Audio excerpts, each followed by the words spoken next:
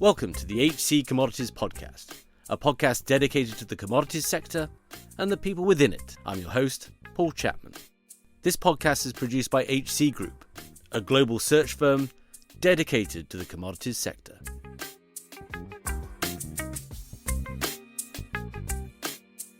Today we're talking the dark fleet.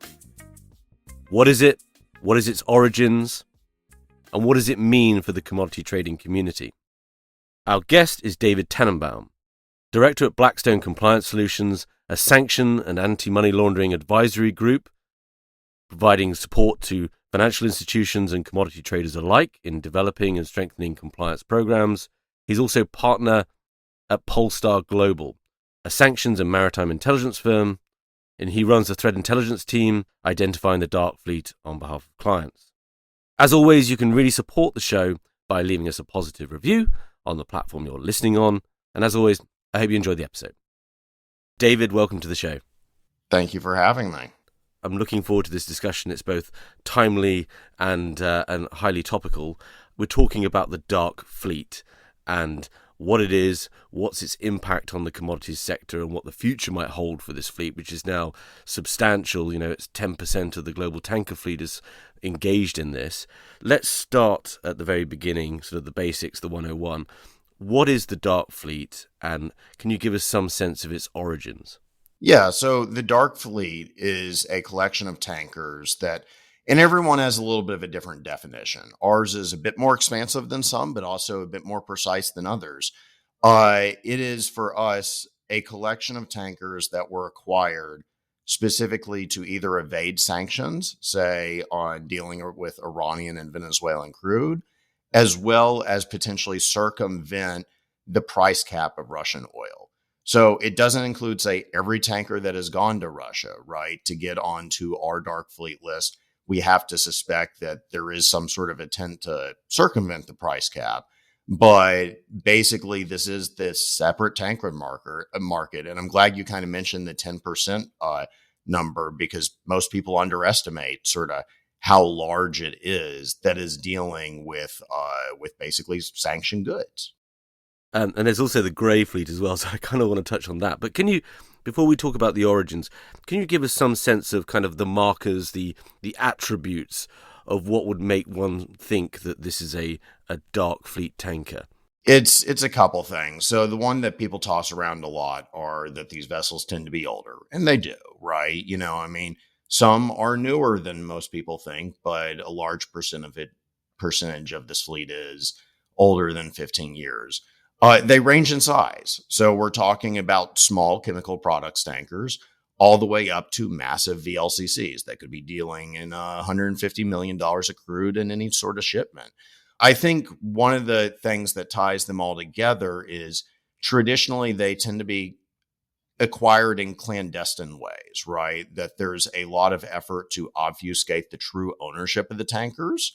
And depending on the program, right, they're typically engaged in high-risk behaviors, whether that is spoofing, which is the act of faking navigational information to think that a vessel is in some place that it's actually not, disabling their transponders in inappropriate fashions, right, that threaten safety of life at sea, or conducting certain STS transfers that are beyond sort of the scope of your normal ship-to-ship transfer, and are really used to sort of obfuscate the origin of the goods, whether it's through blending or just the gigantic shell game. And so I think when I'm sort of thinking as to how could I describe the dark fleet, there's a lot of different facets, but those are sort of the threads that bring them all together, I would say. And that's what my team looks for a lot as well. Yeah, so you have kind of the attributes like flags of convenience, obfuscated, complex ownership structures. It's very hard to figure out who's the ultimate beneficiary. And then you have these sort of behaviors around turning off transponders and spoofing and so forth. Can you, just to crystallize it, how does it work? Is there a dark fleet that never turns its transponder on? It just plies waters between, Russia and whatever Asian destination or whatever it might be, or is there a fluidity about how these fleets engage in global commerce with oil and chemicals and so forth? And perhaps that starts to introduce this idea of the grey fleet as well, sort of the fluffy margins where there's not a sharp delineation of actions. So we don't really abide by the gray fleet definition, but I think the thing that everyone has to keep in mind is that every threat actor is different, right? And we see large variances between even the different sanctions programs and how these guys approach maritime sanctions evasion. So for example, the threat actors that are dealing in Iranian and Venezuelan crude love to engage in spoofing and faking their location. But on the Iran side, it tends to be more tactical in nature, tends to be, for less than a week. And the spoofing tends to be a bit more simplistic as well. We're starting to see an uptick in sort of more complex cases. Whereas for Venezuela, it's not uncommon to see a vessel pretending that's off the west coast of Africa for several months at a time. In fact, we have one vessel that's been going at it for over a year with that behavior. And then on the Russia side, we see less spoofing, but more STS transfers. And that's kind of predicated on the fact that, hey, look, uh, whereas there's a strict liability basis for dealing in sanctioned origin goods from Iran and from Venezuela, there is this price cap, right? As to, hey, it could feasibly be that this vessel is dealing within the cap of Russian crude. Not likely, but it could. So I think it sort of depends on what the threat actors need out of this at any given time and what sort of support they have, whether they have nation level support to engage in sanctions evasion, as well as just sort of how big their pockets are, how many tankers they can buy, and how much use they can get out of that tanker as well. Yeah. Can you, it might seem a bit simplistic, but can you dig into the why for the various, at the state level, why at the ship owner level, why at sort of the ship operator level, and then I guess the commercial part is either side? Can you give us sort of some deep sense of why each actor is involved in this? And I guess that would tie up a little bit to kind of how this all got started. Yeah, absolutely. So like at the state level, obviously the regimes that we have under sanctions rely heavily on their oil exports for revenue generation, right? So if Russia wants to keep its war machine going, it needs to sell oil, and it would much prefer to do it at higher margins where they could make more money and get over their sort of break-even point. Vice versa, Iran has three proxy networks they have to fund, and Venezuela has a regime that is struggling every day and they need money, right? So oil accounts for a significant proportion of all three of these countries' revenues, right? And so that's why they're much more willing to state sponsor this sort of dark fleet activity. I think on the ship owner end, it varies, right? I mean, there are some fleets that are run by persons very closely tied to the IRGC, for instance, right? So I think that the owners of those vessels are making money, right? But I think that to a certain degree, sometimes these fleets wind up being an organ of the state. Other ship owners, there's a lot of money to be made here, right? These rates that they are chartering vessels out are going to be at significantly higher when it involves sanctions goods, right? You mentioned earlier the flag states. There are several flag states that are clearly happy to onboard these fleets, and they're probably charging a premium on that tonnage for providing those services, right? So I think that there's a massive financial incentive here. I think as to like why they do this to undercover that activity, right? They know that the penalties of it can be quite severe. When we designate a vessel, that closes off how much that vessel can interact with the world, right? That if you want to refuel that vessel with a bunker in Southeast Asia, well, the fact is that most of them are screening those vessels against sanctions lists, right? And when it pops, they're going to say no, so it even does things like limit the range as to how far the vessel can extend, right? And then the other thing is that for at least Iran, the U.S. government has had this clever strategy where they will designate a vessel that is currently shipping Iranian cargo to a location. And it's almost a dare to say, deal with this vessel, because then when they say try to transfer the oil from the initial vessel to a different vessel, the U.S. government will designate that vessel, right? if the vessel goes into a port, that port operator has now provided goods and services to a sanctioned party. So that triggers a material assistance designation as well, right? And what it winds up doing is it, at the minimum, drives down the price of oil, meaning that the Iranians are selling it at a large discount, which is not something they'd like. Or sometimes we've actually even seen vessels turn back to Iran, likely loaded with their cargo still, right? And they're not making money that way. So they need to figure out a way that they can do this clandestinely to keep making money, essentially. And just a word there on enforcement. Is this primarily, this is obviously the sanctions are EU, UK, particularly the US led. Is there, where does the IMO fit in this? How sort of broad is that sanctions, the enforcement piece that means you can actually punish these bad actors? Yeah. I mean, so the IMO, which is the International Maritime Organization, and their mission is essentially to set the standards for how vessels operate on the seas, right? I think that they are very concerned with some of the behavior that they're seeing, not necessarily from a sanctions perspective, because the IMO is a UN organization, right? So, for example, Iran, North Korea, Russia all have representatives to the IMO, right? But they are concerned, and there is widespread concern just across the maritime industry of whenever you're doing something unsafe, like pretending that your vessel is in a location that it's not. And we've seen some really bad examples of unsafe spoofing out there.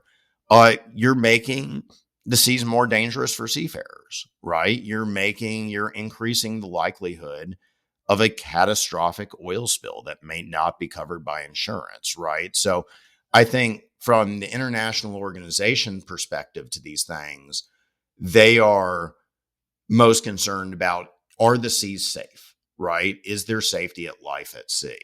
And because this dark fleet makes the seas less safe, I think that's where they have a valid concern, and where I think it has spawned the question that, is our current systems for even, say, distress signals, making sure that we have an accurate position on a vessel if it starts going down, right? Are those secure, right? Or are they easily compromised? And how can we make them more robust to keep the seas safe, right? So I think that's the IMO's sort of perspective on this one in particular. And you've just returned from an IMO session in London, and and seeing some of those international complexities play out. But just one more piece before we sort of move on to the risks and consequences here. Who are the crews and the captains of these ships? Obviously the incentives are relatively high for owners and charterers because you can charge so much more. But is there any sense of, are these relatively inexperienced captains? That's a story we hear a lot. How does that piece fit in?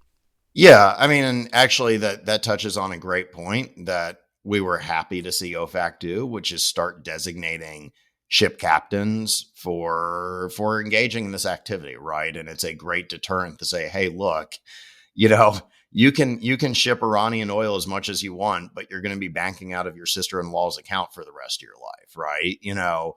I mean, the captains are experienced, right? I mean, we do have master mariners. I think for your ordinary crew, in some cases, they may not even know or understand the complexities of the oil, right? Crew members can engage in certain activities, but they can also be left in the dark elsewhere, right? So, I mean, if we're talking about the people that are absolutely knowledgeable about it, it would be the captain, the first officer, but maybe not, say, the engineers of the crew as well. They may know where the oil is coming from.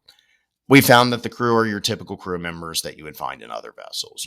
They hail from a lot of the same countries, potentially same remittance bases and stuff like that.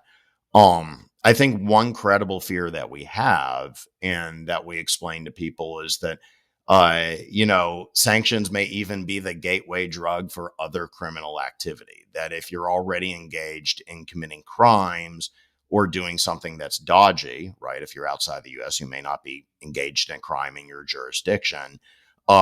what other activities are they up to? Are these crew members going to then be overseeing illegal fishing? Are they going to be overseeing other forms of smuggling, right? Whether it's narcotics or something like that. And that's something that I think other maritime service providers need to be aware of, that if you are taking on these crews, there's all these additional risks that can get you into other forms of trouble as well, potentially.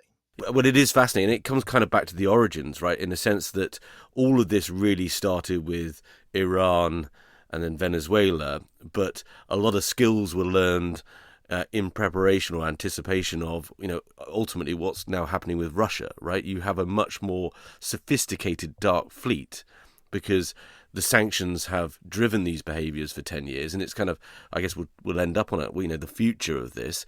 Once you as a ship captain have been sanctioned, or that ship has been sanctioned, there's not much else to do but engage in illicit activity, and that's going to get worse, as you say, right? Is it, weapons, drugs, humans? I mean, it's pretty terrifying having 10% of the tanker fleet, at the moment that's now confined to this type of activity. Yeah, exactly. And this serves as a test bed, right? And that's why, like, we established our own threat intelligence program on the Dark Fleet after Russia kicked off. Is now we have a lot of money riding on the line, and they're willing to experiment in ways as well, and just dump resources into it. Let's, before we sort of move on to the risks and what this means for the commodity traders, which I think is sort of the denouement we're sort of heading toward. I do want to talk about kind of the supporters of this. We've spoken about sort of the overt support, states and so forth. But, shipping is a very complex web. There's financing of the shipbuilding, financing of the, insurance, P&I clubs and so forth. How is that piece fitted in, and how much enabling is there, or are we getting to a point now where you're essentially setting up an entirely different infrastructure to service this dark fleet around those elements? Yeah, I'm glad you raised this, because this is actually one of the most important points that we're saying. And I think it does segue also, as we'll see, into other risks that are presented by the dark fleet beyond just sort of sanctions, right? But uh, what's amazing is that there is an entire network of what we call sort of internally high risk enablers that seem to be catering either primarily or even in some cases exclusively to vessels engaged in sanctions evasion or other suspicious behavior. So if you think about it, and I think we need the baseline a little bit, before a ship sets sail, they need three things. The first thing they need is to go to a classification society who will survey the vessel and the crew to ensure it is safe and seaworthy and is able to go onto the water. Then you take those certificates to a specialized insurer, a P&I club, and they will give your vessel insurance, right, to cover any mishaps or casualties. And then once you get P&I coverage, you can then go to a flag state who will give you a flag registry and will register the vessels. And now you can sort of start operating your vessels.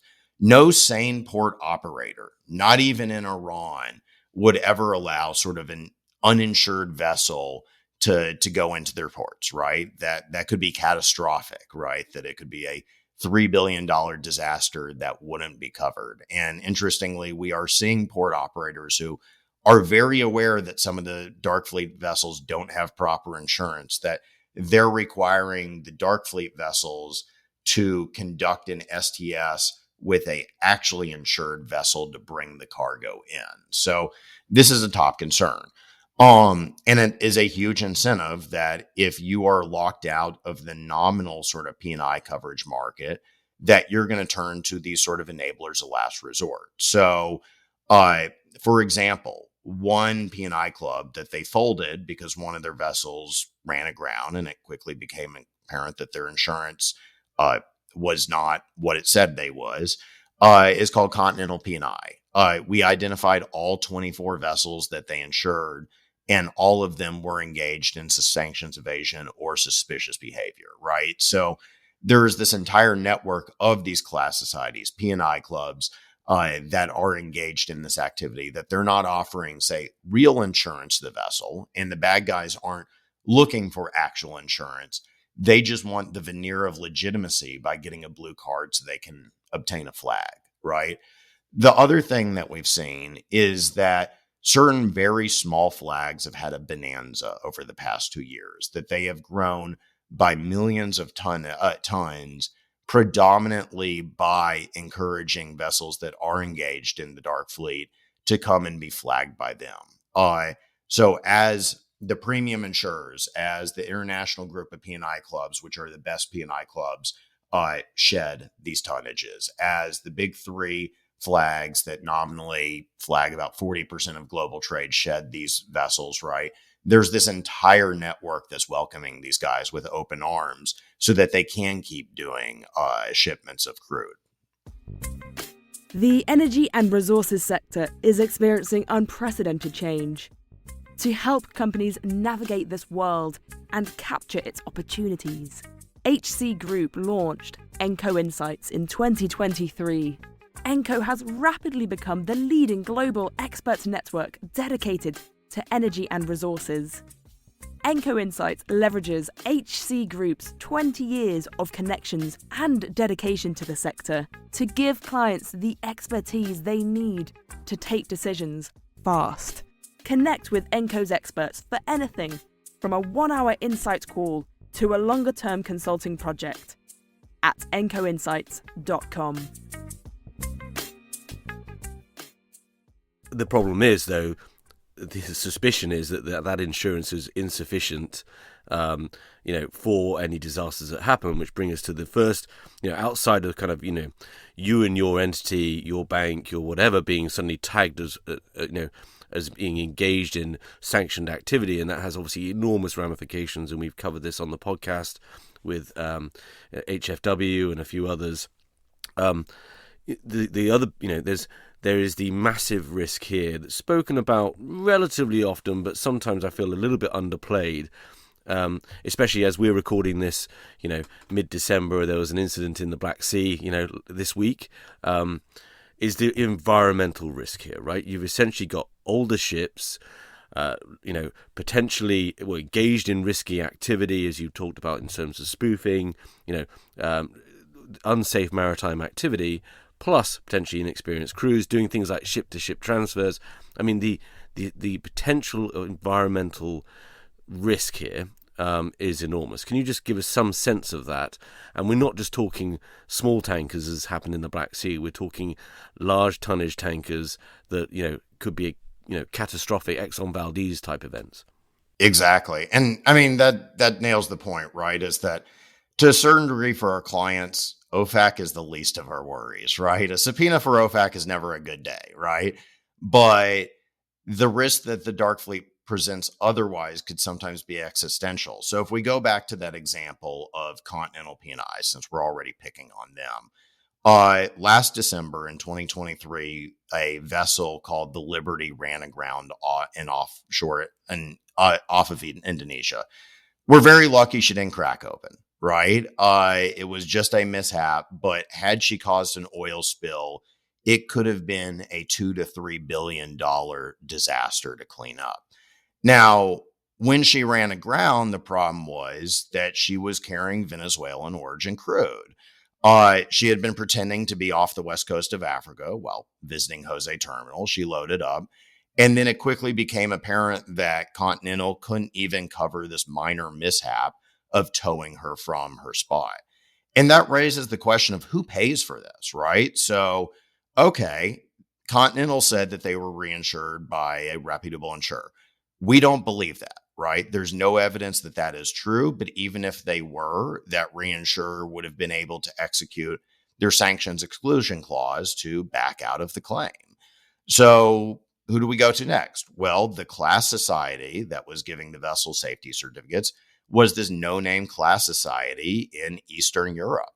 We don't know the owner of the vessel. We do suspect that they are located in Kazakhstan, right?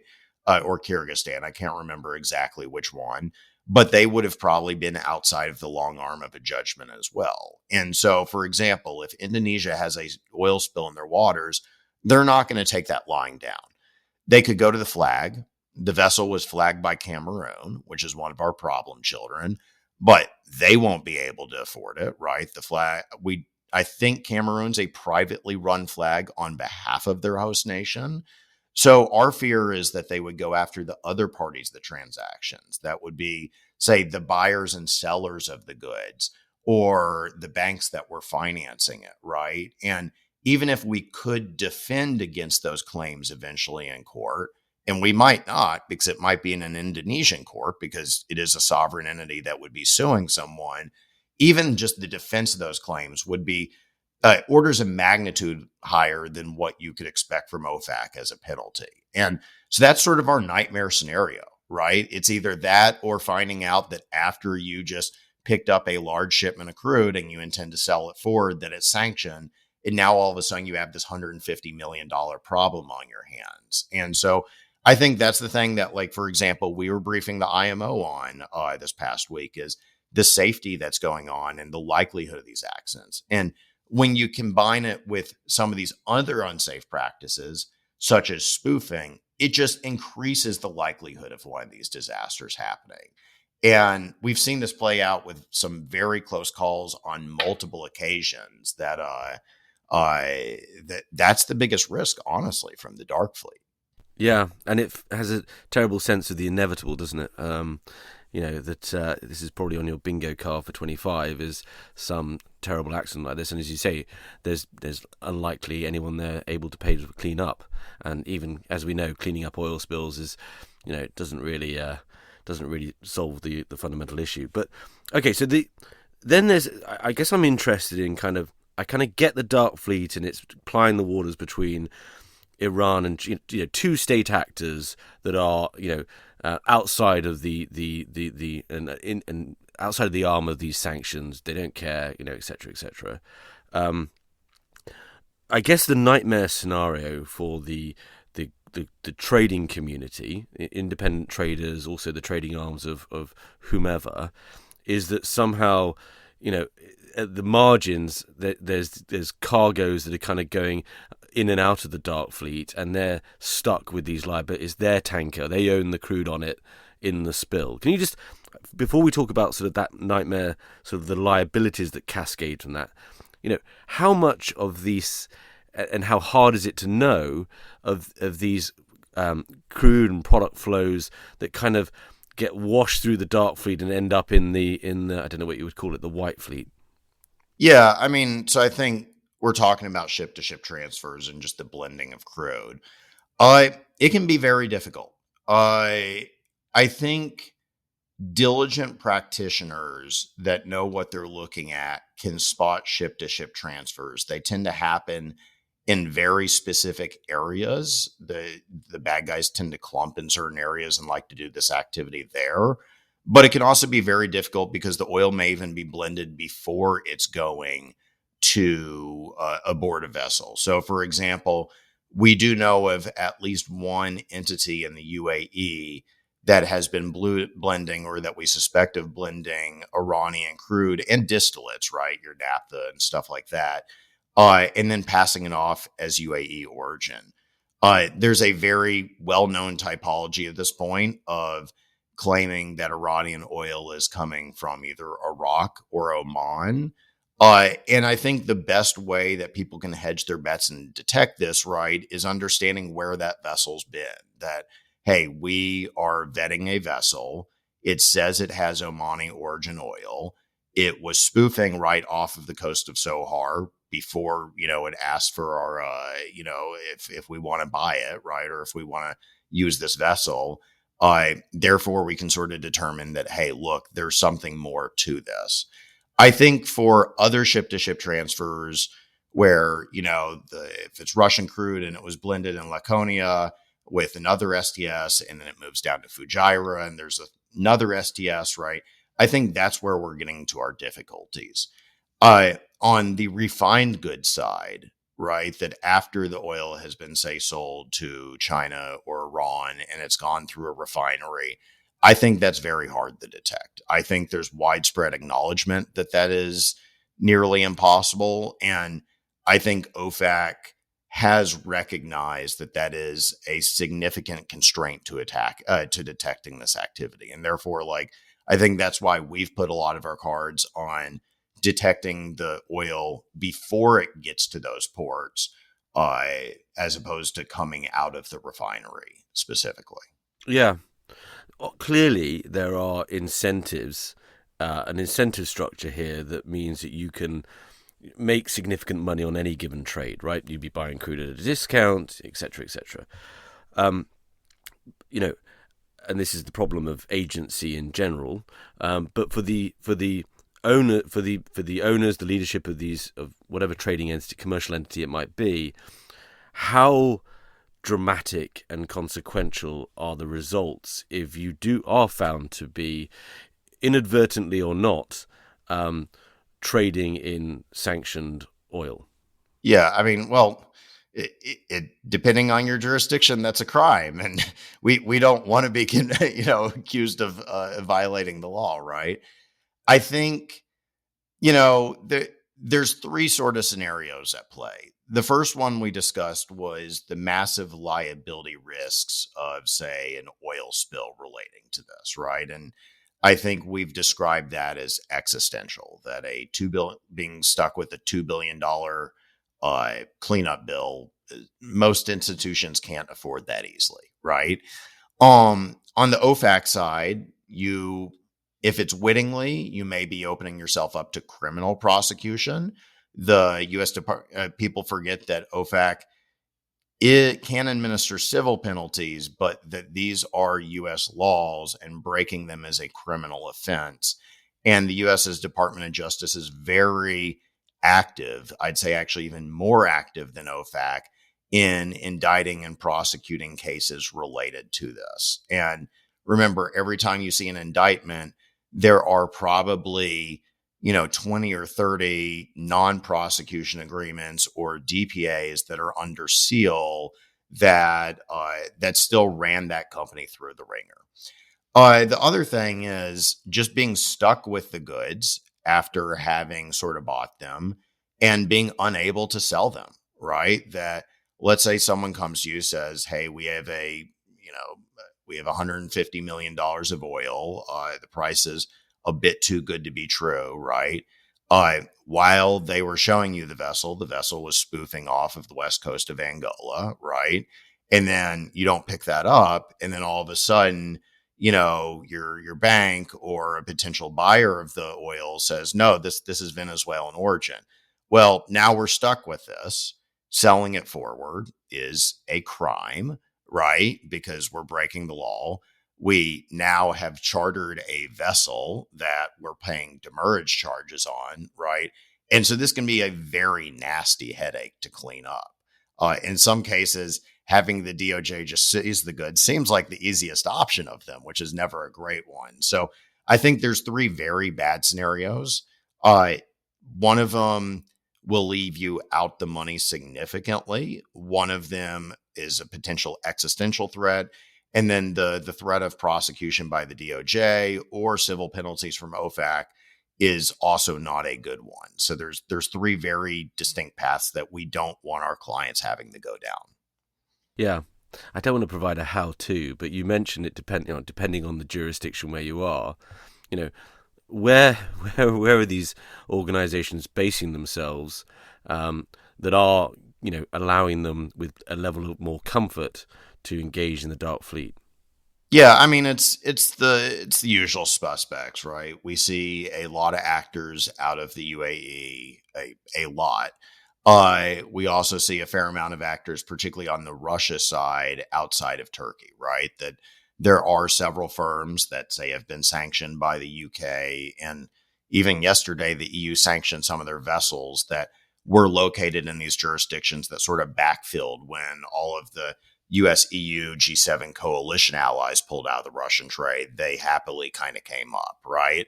I think the other place that isn't talked about a lot is the role of Indian ship management companies. In a lot of cases, we will trace, it even may be a UAE company, but it's being run out of India. And in that case, it's a lot of ship managers that are operating and crewing these vessels that we're seeing out there. And then, of course, we have our usuals in Hong Kong as well, right? It's just a permissive jurisdiction. We have a lot of shell companies out there that only oversee and manage one vessel. And so those are our four biggest problem spots. There's others that we do focus on that are more niche, like, the Seychelles and Moldova. But just by weight of how large these other players are, it crowds out the smaller guys as well. Yeah. And I want to talk about who is using your service and why. Well, I think we know the why, given the challenges. But can we just talk about the direction of travel here? The dark fleet, is it growing? Where are we in 5 years? What would happen if, for whatever reason, the war in Ukraine stops and sanctions are eased?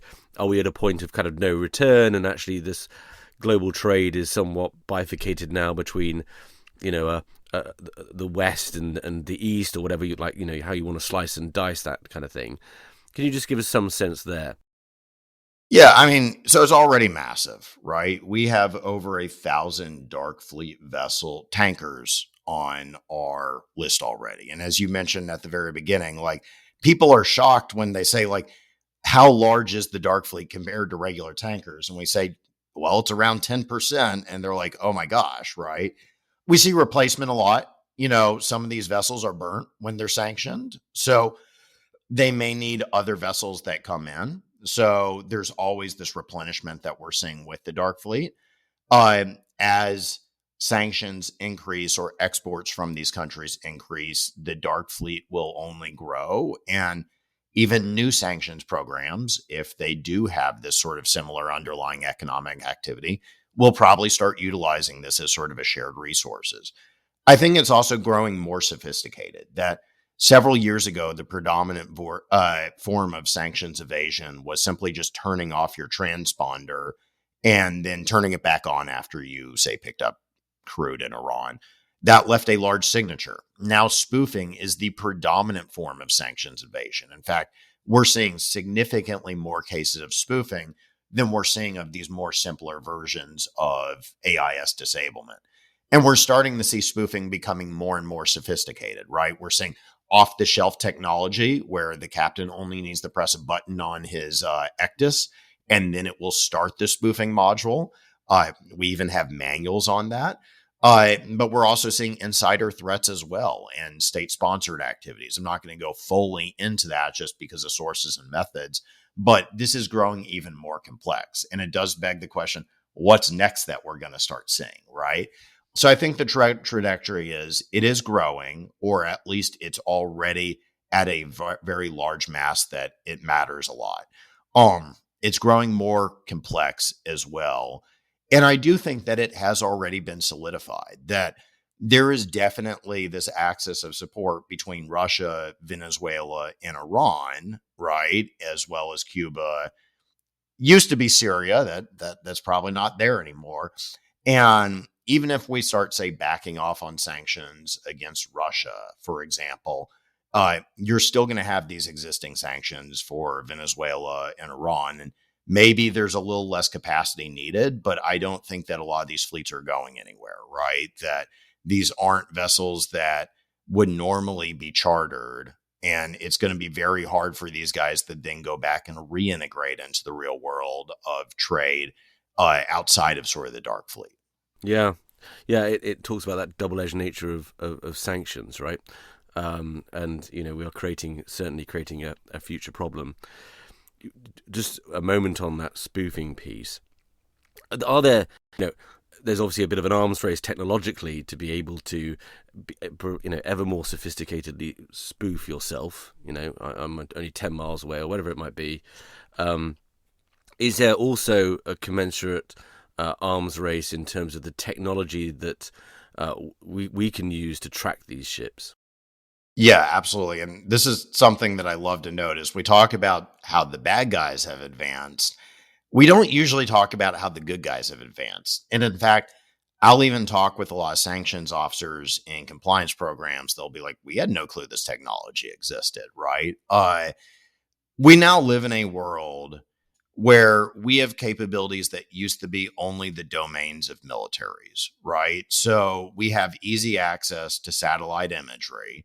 And that's not just electro-optical imagery, right? Which is just photographic imagery.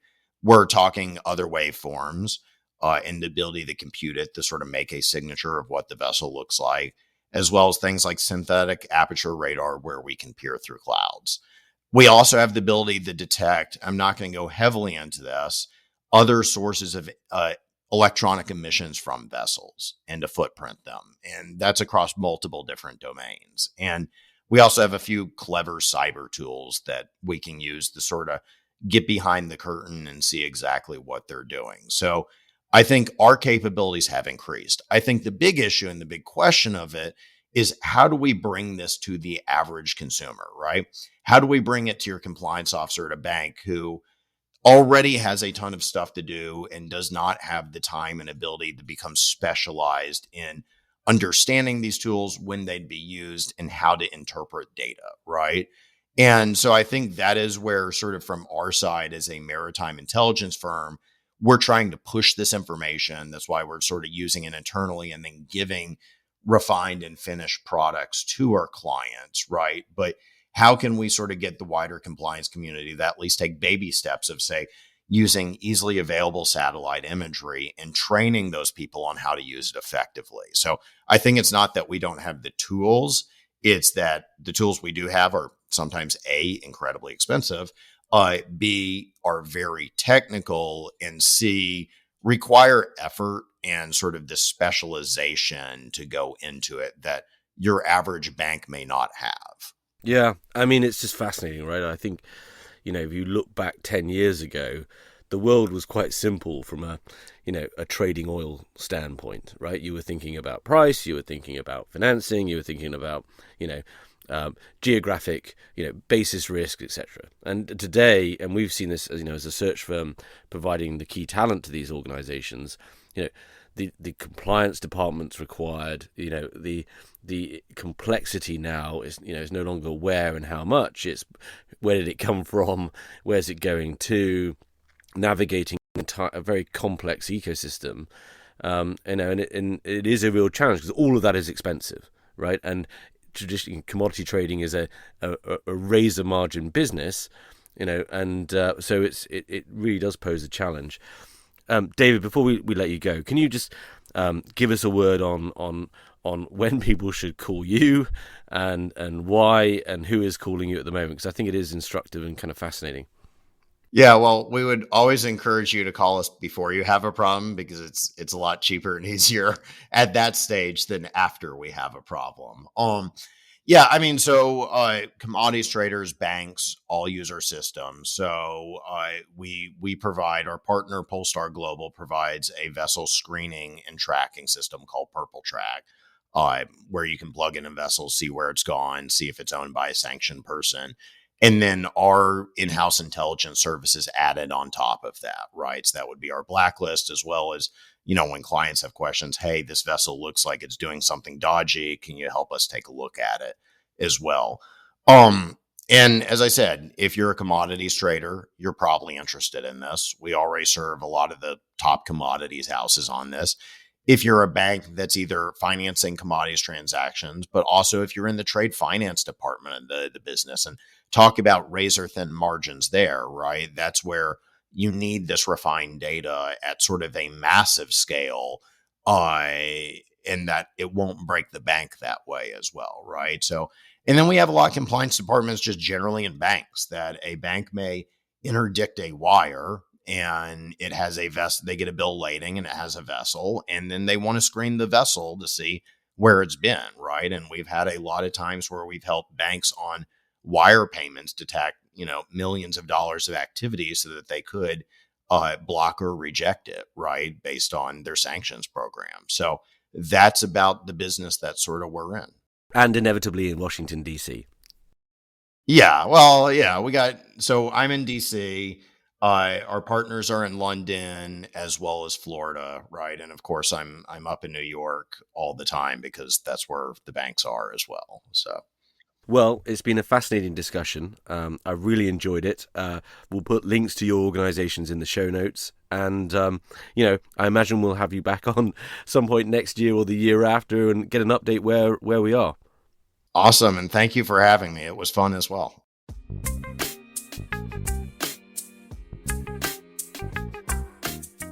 Thank you for listening. To find out more about HC Group, our global offices, and our expertise in search within the commodities sector, please visit www.hcgroup.global.